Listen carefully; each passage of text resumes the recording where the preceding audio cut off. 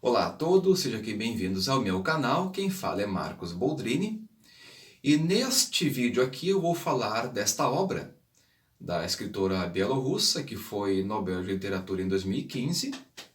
O nome dela é Svetlana Alexievich e o livro é O Fim do Homem Soviético, certo? E quero puxar aqui uma temática específica deste livro, que é o tema da liberdade, que aparece nos vários testemunhos que a Svetlana colheu para esta obra aqui.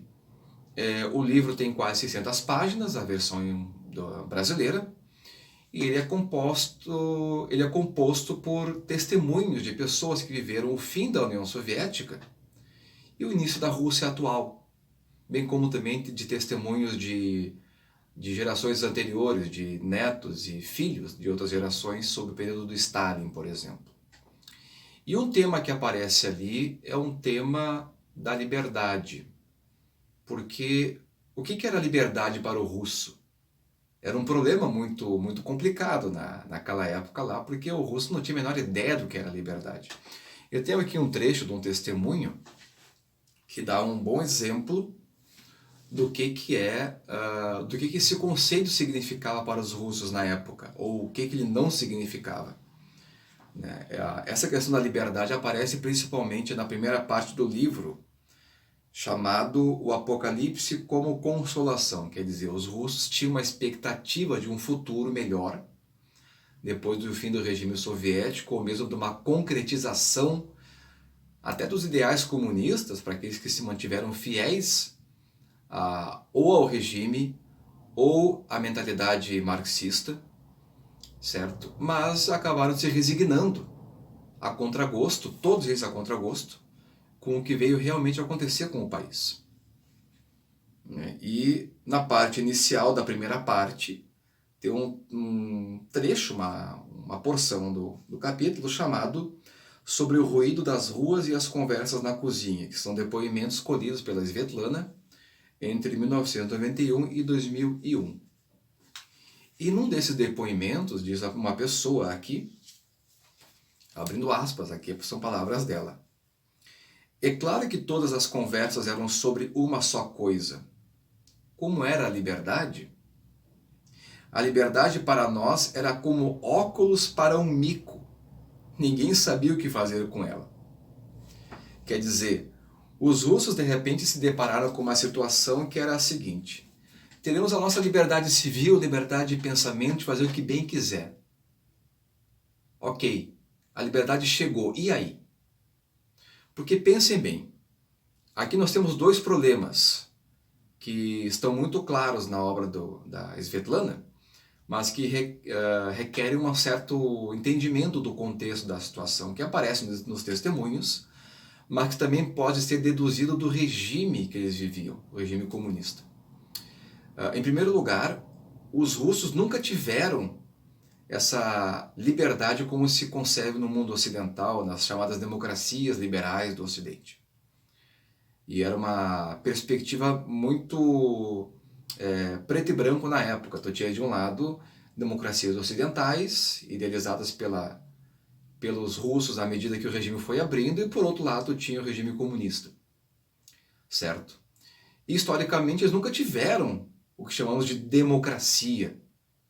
E aí quando me chega a chamada democracia, entre aspas, né, a Rússia vira um caos completo. Quer dizer, desde a década de 70, na época do Khrushchev, depois do Brezhnev, tinha uma estagnação econômica na União Soviética.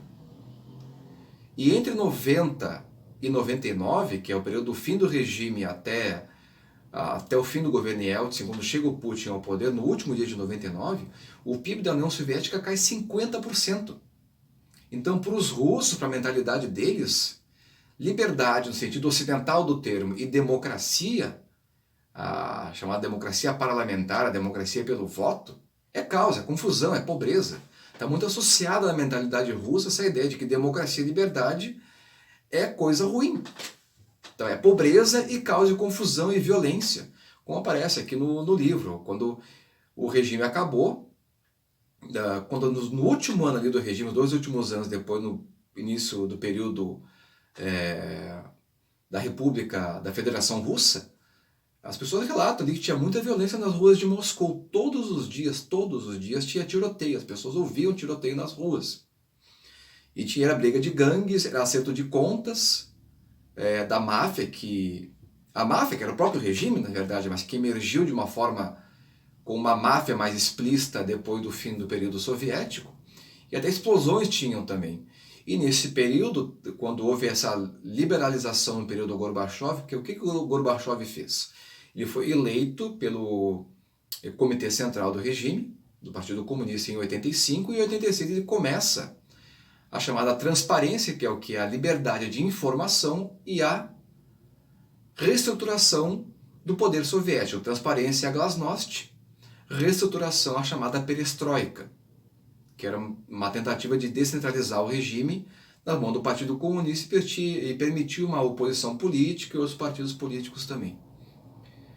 O resultado é que o esperado que seria uma espécie de humanização do regime comunista não aconteceu. O Gorbachev não queria acabar com a União Soviética, ele queria dar, como se diz, um rosto humano ao socialismo. É um termo muito bonito e tudo mais, que por uma coisa que nós sabemos que não tinha nada de humana, né? O Gorbachev, por outro lado, em 86, ele deu fim aos campos de trabalhos forçados, que perdurou desde a época do Lenin, lá em 1918, e que o Stalin aperfeiçoou e colocou em larga escala. E aí começa a surgir essa violência e, ao mesmo tempo, como eu falei, o PIB do soviético cai pela metade, um período de uma década, o PIB russo, perdão, e as pessoas tinham, agora o segundo ponto da liberdade, tinham também a ideia de que liberdade era a superabundância material do capitalismo, porque nós temos que entender que foram 80 anos de doutrinação e ensino e cultura soviéticos, marxistas. Então, uma visão materialista do mundo. Para o russo, ou soviético em geral, e o russo em particular, liberdade estava associada a capitalismo. Porque sempre teve no regime comunista mercado negro. Então, entravam no país tudo que é tipo de produto. Tinha roupas, roupa jeans, jaquetas, camisetas, vinham de fora pelo mercado negro.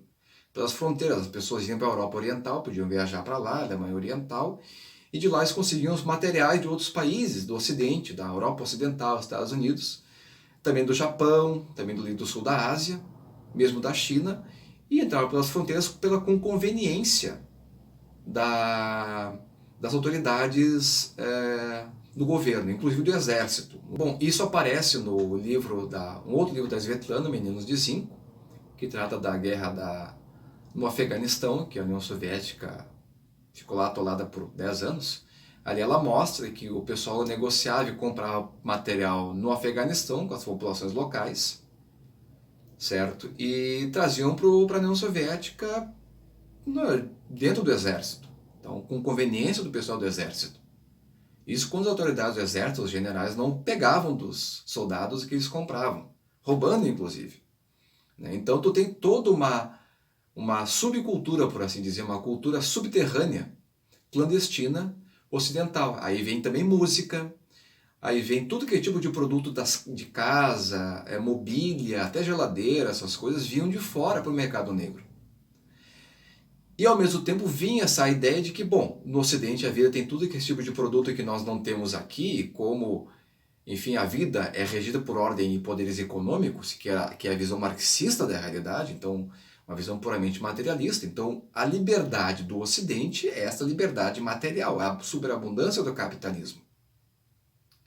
E quando o regime se abre e depois cai, aí quando chega a chamada liberdade no sentido ocidental da coisa, que é o fim da repressão do regime, e a liberdade econômica, pura e simplesmente, ou pelo menos uma liberdade comercial, né? Porque na Rússia nunca houve propriamente liberdade econômica, e sim controle do sistema econômico por grupos ligados ao Kremlin, desde a época do regime comunista até hoje, né? Quando de repente os russos se viram numa situação em que não sabiam o que fazer com aquilo lá. Liberdade é isso, aqui, estamos livres, acabou o regime comunista. Então o que acontece?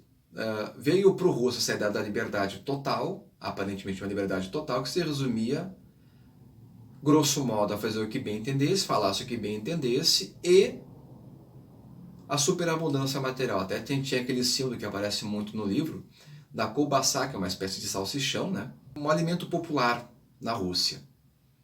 E quando acabou a União Soviética, pelo menos nas grandes cidades, tinha muita kolbasa, mas as pessoas não podiam comprar. Então, quer dizer, nos prometeram isso, essa liberdade prometida? Quer dizer, liberdade é a superabundância do capitalismo, mas não temos acesso a essa abundância. Sem contar, como eu falei, o caos que virou, né, a Rússia. Em Moscou, quando acabou o regime, tinha 8 milhões de habitantes. Até 2015, mais ou menos, 25 anos depois, tinha 12 milhões de habitantes.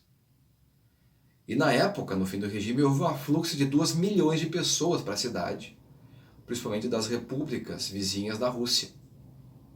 Então tinha uma massa de população pobre que também não tinha acesso, não estava satisfeita com a situação. E essa pessoa era muito explorada, até mesmo perseguida pela polícia e também discriminada pela população local. Então, o que se criou na Rússia foi toda uma visão idealizada de liberdade como superabundância material, uma liberdade sem peias, não juridicamente regulada, sobre uma sociedade que não tinha nenhum histórico, nenhum aprendizado coletivo do que é a liberdade civil pública nos moldes ocidentais. Tanto é que quando vem o Vladimir Putin, o que ele faz? Qual é o prestígio que o Putin tem na Rússia? Ele foi o cara que botou ordem na casa. Ele acabou com as disputas das gangues e das máfias e centrou todo o poder no Kremlin. O Putin era chefe da FSB em 98. Ele chegou em Moscou em 96. 2 anos e o cara foi alçado como chefe do serviço secreto russo. E no ano seguinte virou primeiro-ministro, depois virou presidente, depois, porque o Yeltsin nomeou ele no último dia de 99, e em março de 2000 ele foi eleito presidente, né? Popularizado como o líder da pessoa que capitaneou a Segunda Guerra da Chechênia contra o terrorismo checheno, supostamente o terrorismo checheno. Então o Putin é visto como o cara que botou ordem na casa e resgatou pelo menos, não vou dizer o prestígio, mas pelo menos um pouco da estabilidade que havia no antigo regime soviético, e houve uma prosperidade pelo boom do preço do petróleo e do gás ao longo da década de 2010. Não posso esquecer que o Putin tem uma frase muito famosa em que ele diz, se não me engano, no parlamento russo, que a maior tragédia geopolítica do século XX foi o fim da União Soviética. Veja bem, tragédia geopolítica do século XX, não é o fim do comunismo que ele está dizendo que foi a tragédia, mas o fim do poder soviético, que no fundo era o poder russo. E o que o Putin quer hoje é o quê? Reestabelecer o Império Russo, o Império Eurasiano, o que inclui outras coisas, entre outras coisas, a expansão territorial da Rússia, que é o que estamos vendo hoje na Ucrânia. Né? E, claro, colocá-la como uma superpotência e dar à população esse prestígio, esse gozo, essa alegria de, como dizem aqui muitas testemunhas, né? Nós tínhamos armas nucleares, nós éramos respeitados pelo mundo, mesmo que nos faltassem coisas no dia a dia. E é isso que o Putin está dando hoje.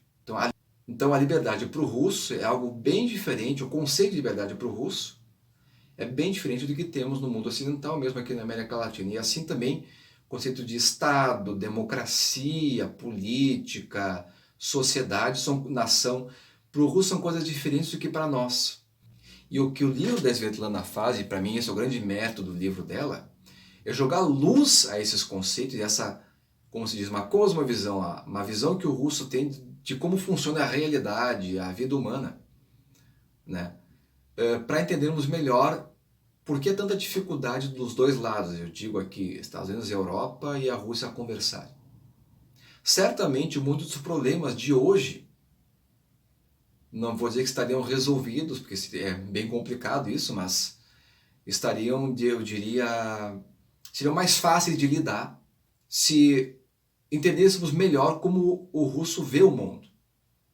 E o livro da Svetlana joga uma luz nessa visão de mundo, que inclui também essa ideia de liberdade que foi não só muito mal compreendida pelo povo do país, como